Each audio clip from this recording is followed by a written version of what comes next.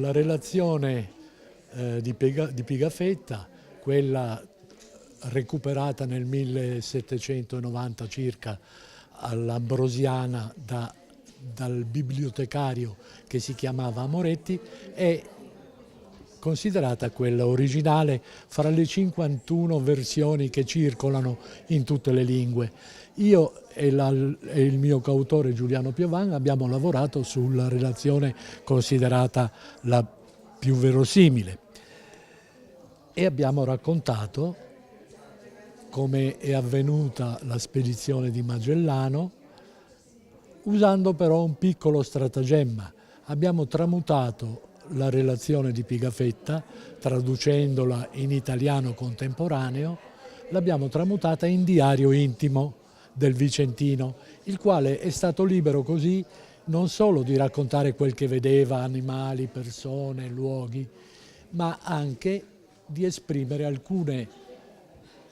personali sensazioni avute durante il viaggio. Sensazioni a volte crudeli, a volte esaltanti, di vario tipo. Insomma, c'è stato un tentativo, un po', se vogliamo, un po' troppo coraggioso, di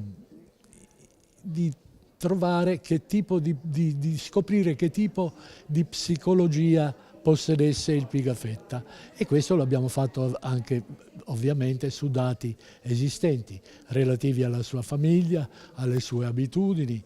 alla sua vita vicentina, oltre che ad alcune annotazioni che egli stesso faceva nella relazione. Era un uomo straordinario. Tutti sono portati a pensare al mite piccolo nobiluomo vicentino, osservante, obbediente, studioso, e invece era un uomo che era di una grande fede in ciò che, nella scienza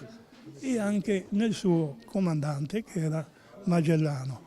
Era leale ed era coraggioso e sapeva tirare di scherma come sapevano tutti i nobili, ma lui particolarmente con un amico un po' malandrino aveva imparato sulle regole di Fiore dei Liberi,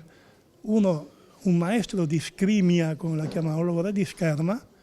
friulano, che scrisse proprio un manuale di scherma che veniva seguito dai cavalieri, perché l'uso di certe armi come la spada a due mani o la spada da gamba non era per i fantaccini, era per i nobili, ma soprattutto per i prodi, per i più coraggiosi.